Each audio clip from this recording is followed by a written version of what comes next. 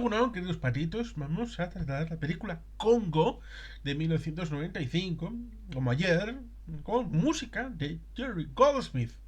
un grande de la banda sonora, y que ciertamente le da cierto calor musical a esta película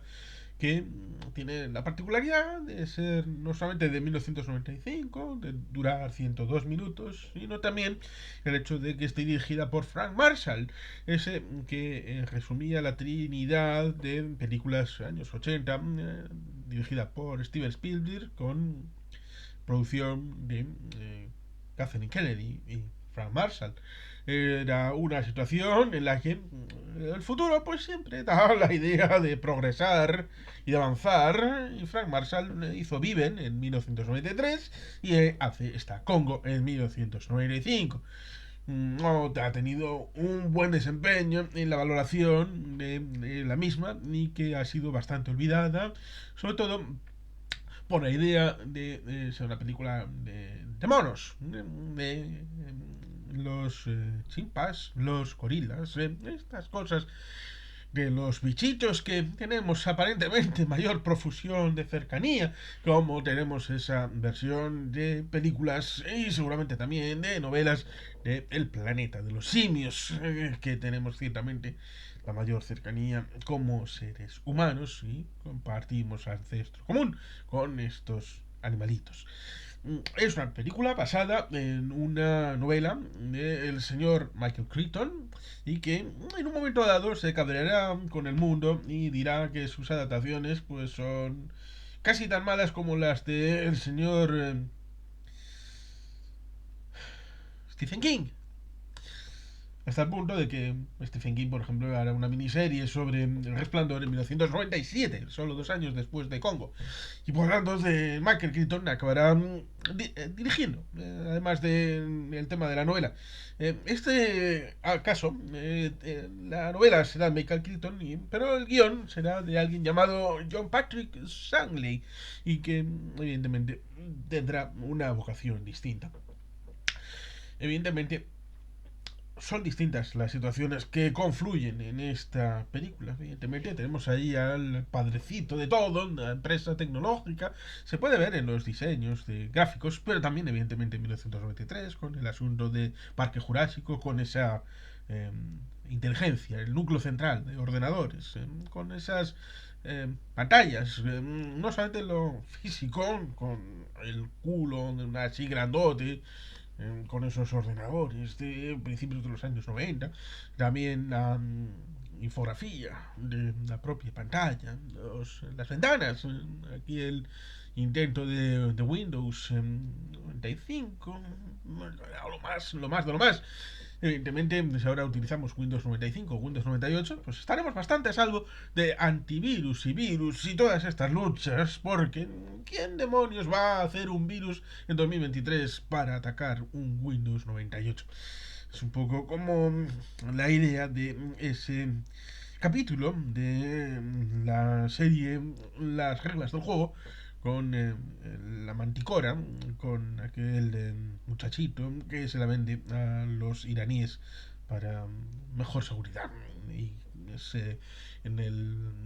recuerdo del baile del instituto es cuando le meten en la trampa y todo aquello. Pero ciertamente, como digo habitualmente, esta es otra historia. Es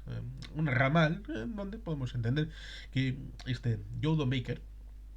que la habíamos visto ese mismo año 1995 con GoldenEye, con Pierce Brosnan en la película de 007, que recupera lo que dejó Timothy Dalton en 1987-1989, que resulta curioso y paradójico porque en 1987 Jordan Baker hará un papel de malo, aquel general que está en Marrakech,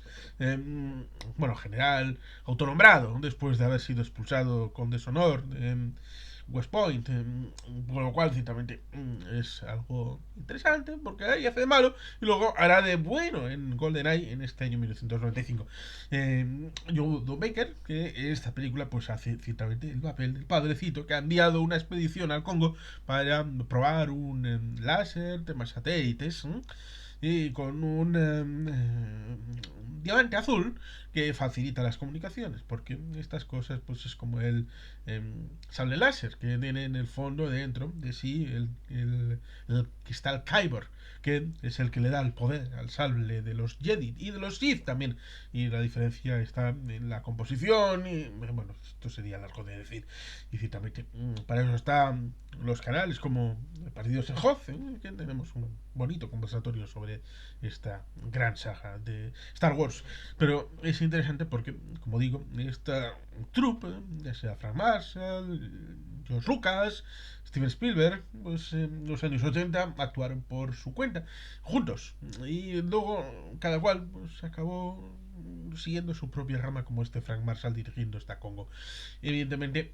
los problemas para esa primera expedición serán necesarios e imprescindibles, porque Dios guión lo manda, y porque evidentemente si no, no habría evolución, y no habría una película sino de 10 minutos de final. Bueno, han llegado, todo funciona bien, y el cristal funciona perfectamente, salen de allí y todo chachi piruli, y la película fin a los 10 minutos.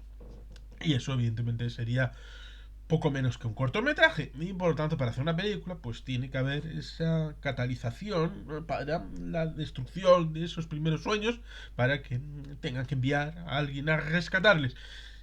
con la curiosidad de que Bruce Campbell, sí, Bruce Campbell, el de el Sam Raimi de las películas de Posesión Infernal y todo eso, que está muy bien,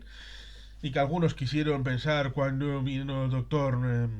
Doctor Extraño y la crisis multiversal, el año 2022, que hicimos un vídeo sobre esa película en directo, de salir del cine, y aparece Bruce Campbell en la escena post-crédito de esa película, en el multiverso de la locura. Pues ciertamente, ¿qué locura es esa? Pues Bruce Campbell es el hijo de Joe Baker en esta película, y tenemos ciertamente ahí el asunto complicado en el que la persona dedicada a rescatarle le dice a Joe Baker, nada más proponérselo. La idea del rescate: si me entero de que usted me está enviando al Congo por algo distinto de la recuperación de su hijo, lo va a sufrir. Lo va a sufrir. Las amenazas, como diría Jock Aubrey en Master and Commander, deben de ser legítimas y deben de ir acompañadas de verosimilitud, porque si se lanzan a tontas y a locas, entonces las amenazas luego posteriormente pierden eficacia, y la credibilidad de uno queda en entredicho. Por tanto, ciertamente, ahí va la expedición. Sí, con Tim Curry, el de la recepción del hotel de Donald Trump en Solo en Casa 2. Va Ernie Hudson, que es el componente extra que sale en Los Cazafantasmas. Y por supuesto, pues evidentemente todo el reparto demás, con los participantes en esta aventura, en donde pues se van dando diversas circunstancias, como puede ser el hecho de la gorila Amy, creo recordar que era, porque para los nombres soy bastante malo, por lo general, que hacen esas exploraciones, expediciones para el conocimiento humano, para tratar de tener, como si fuera Jane Goodall, que estaba bastante en boga en esos años 90, y por lo tanto tenía un cierto predicamento en esta búsqueda con los gorilas, la idea de tener aproximación, porque ellos son los primates más próximos, y por tanto esa relación entre humanos y gorilas, pues tratar de profundizarla para llegar a un punto de entendimiento. Y ese elemento de traducción con ese traductor precisamente que le pone la mano, pero que a su vez le separa, porque ya no es ni de unos ni de otros, es algo que se queda en tierra de nadie, para ciertamente tener una dificultad de comprensión, porque es una forma de extrañamiento del grupo primario, de la comunidad más próxima, porque, como digo, los gorilas ya no la ven como suya, y los seres humanos, pues, como se ve en la propia película, no terminan de ver a este gorila como si fuera uno de los suyos. Y por tanto hay esa vertiente antropológica, en el sentido más extenso, tomando en cuenta el ancestro común que tenemos. Y por supuesto, 10 años antes teníamos Las minas del rey Salomón con Richard Chamberlain, una película bastante disfrutable, que luego tendrá una segunda parte, menos disfrutable, y un poco más con la misma plantilla, cuando ya los Golan Globus empiezan a tener con la Canon problemas de financiación, después de haber hecho Superman 4, En busca de la paz, y de haber fracasado con haber hecho Spider-Man, y todas esas historias que son muy interesantes, pero ciertamente aquí tenemos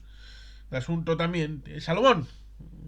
el ámbito de el Congo, no ya en la vertiente de Yemen con Etiopía, que es la versión canónica clásica,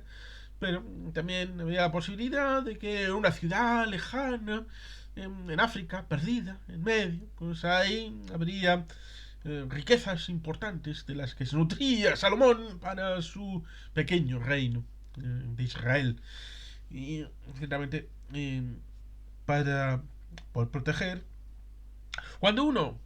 construye algo, pues evidentemente tiene la idea de quedárselo para sí mismo. Y evidentemente cuando uno deja una forma de protección y de seguridad, pues no tiene sino la idea de volver en algún momento. No tiene la idea de que tiene que dejar un signo, como en esa película que falta todavía, porque la novela está comentada en este canal, de... bueno, no recuerdo cómo era el título. Tormenta. Deep Storm, de Lincoln Child, en donde por debajo de la capa de Mohorovich, la discontinuidad de Mohorovich, hay un depósito de cosas chungas.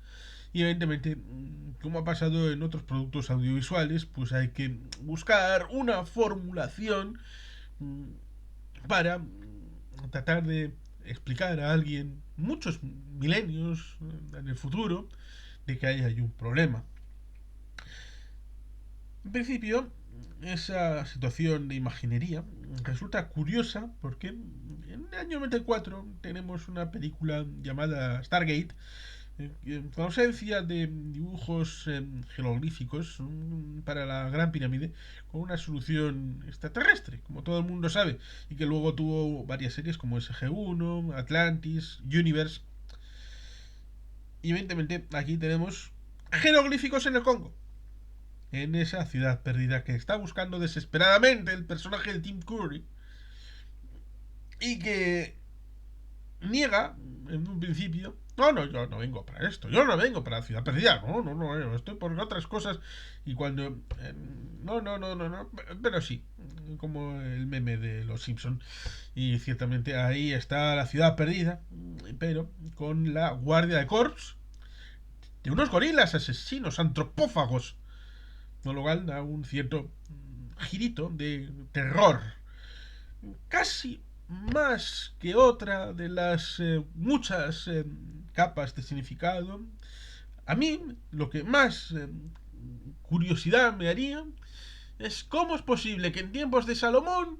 cogieran a estos gorilas y les integraran en su sistema educativo, en su sistema integrado de memorística y de cerebro, el hecho de ser educados para la protección del santuario. Un Salomón, cual líder del Estado de Israel, haciendo una educación de las fuerzas especiales gorílicas, como si fueran el Chajal, las IDF del siglo XXI, de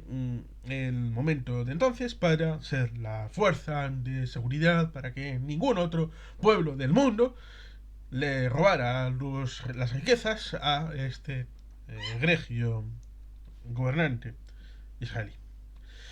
Con lo cual ciertamente resulta curioso no solamente el hecho de haber construido la ciudad, sino para mí me resulta el misterio de cómo lograron crear esa comunidad de guardaespaldas de la ciudad mucho más interesante y florida. Por lo tanto, ciertamente también tenemos la interacción con la memorística, el juego, con los porteadores, el Congo,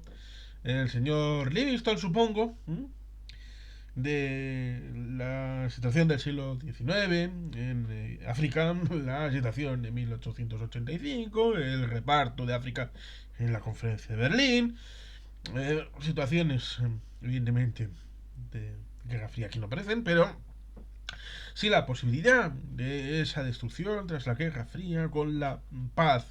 y la apertura a estos nuevos espacios, más allá de la confrontación este-oeste, sino como una forma de tratar de lograr esas riquezas y esas formas de avance tecnológico con estas riquezas que el diamante azul recordará a una misión de Francia y de la OTAN en 1997 en el Congo. Con lo cual, ciertamente, no solamente es el coltán, sino muchas materias primas que tendrán su importancia en una guerra civil que será como una guerra mundial, a estilo africano, que tendremos ahí previamente al señor Mobutu Sese Seko, eh, y Laurent Kabila, que tendrá la presidencia de Congo, y por tanto estas cosas que no salen de la película pues tienen su importancia en el momento de elaborarse la película, porque 1937 será un año clave en la historia del Congo. Bueno, previamente era Zaire, pero como hay dos Congos, el Congo Brazzaville y el Congo Kinshasa, pues ciertamente tenemos ahí, más allá del combate, que en 2001 haremos la película. Digo, haremos. Yo la vi en 2001, aquella de Will Smith, precisamente con el personaje de Mohamed Ali, que tuvo ese combate histórico en Congo, precisamente para dar impulso al Zaire en el ámbito internacional, siquiera con lo pugilístico. Y ciertamente, como digo, en 1995 tenemos esta Congo basada en la novela de Michael Crichton y con esos pueblos con tonalidad albina, de blanco, y ciertamente con esas interacciones, la búsqueda de la naturaleza con las canoas, el ámbito de las construcciones artificiales, de los expedicionarios, que rememoran ciertamente, como decía, las expediciones clásicas del siglo XIX en África, y que ciertamente van construyendo la historia. Tal vez por eso haya la percepción generalizada de que es una película que no tiene mucho trasfondo y que evidentemente tiene esa dificultad respecto a tener un contenido más allá de lo personal, más allá de lo visual de el monte ahí que se convierte en una fumarola con el volcán y que ciertamente obliga a decisiones rápidas, pero al estar tan, bueno, pues ciertamente detrás, en el trasfondo, en el ámbito de lo oculto, toda esta historia, el subtexto de Salomón, del asunto tan curioso de Israel con el Congo, de los gorilas guardaespaldas, ¿por qué hay unos jeroglíficos egipcios en esa ciudad perdida en el Congo? Y que ciertamente todas estas realidades seguramente estarán muchísimo más explicadas en la novela y que tal vez por eso, pues debido a la traspolación de los hechos de la novela de Michael Keaton en la película, pues contribuyó con un saquito de arena, con un buen puñado de granitos de arena, a decir, muchachos, esto lo tengo que controlar yo. Lo mismo que en algún momento alguien pensó que era buena idea tener una productora para los eventos de las películas o incluso pasar a la dirección, como le pasó a Woody Allen en su momento. Y por tanto, ciertamente ahí tenemos esta película Congo, que incorpora todos estos elementos para esta situación en donde esa expedición al Congo inicial terminará siendo un desastre. Y ciertamente ese grupo de expertos que busca un tipo de diamantes que por su tamaño y pureza pueden ser utilizados para poner en funcionamiento un transmisor de comunicaciones por láser, que también puede ser utilizado como arma. Tenemos ciertamente el bizanio en 1980 con el tema de rescate en el Titanic. esa película que hizo sangrar a Clive Cussler hasta el punto de que solamente permitió después, en 2006 creo que fue, el tema de la película Sahara. Y que el propio Matthew McConaughey tuvo que prometer a sí mismo y a la afición que la iba a llevar a último término y que sin decidido impulso de promoción de Matthew McConaughey no existiría. Pero el tema del bizanio, en la película de 1980, basado en una novela de Clive Cussler sobre el tema del Titanic, pues ciertamente el bizanio, pues en principio iba a ser un sistema defensivo, pero luego hay el que tenga bizanio, pues igual tiene un arma de bizanio. Con lo cual aquí tenemos también algo parecido de el que tenga para láser de comunicaciones, pues igual puede utilizarlo también como arma y por tanto la tecnología de doble uso. Tan en boga ciertamente en 1965 a través de Saddam Hussein y del Irak que había sido derrotado en la guerra internacional de 1991 después de haber ocupado Kuwait. Con lo cual ciertamente cuando el equipo pierde contacto, la novia de uno de ellos, una antigua agente de la CIA, se disponen a buscar a su prometido por la selva. Que es el asunto del hijo de Bruce Campbell, del hijo de Joe Don Baker. Y por tanto, ciertamente, cuando se enteran ciertamente que ha muerto, pues y se enteran de que solamente importa el diamante más que la búsqueda del hijo, pues ciertamente ahí tenemos el asunto de lo vas a pagar. Y te voy a destrozar tu mierda de satélite de comunicaciones porque tú eres un mierda. Dice finalmente. Y al final, pues acaban, por supuesto, saliendo indemnes, más o menos, el grupito más cogollo de la expedición. Y así termina la película. ¿Se puede ver? Pues por lo menos una vez. El resto, pues seguramente habrá más productos por ver. Y bueno, pues sin más. Es que ricasco, queridos patitos, agur brobat, Betty Helpian.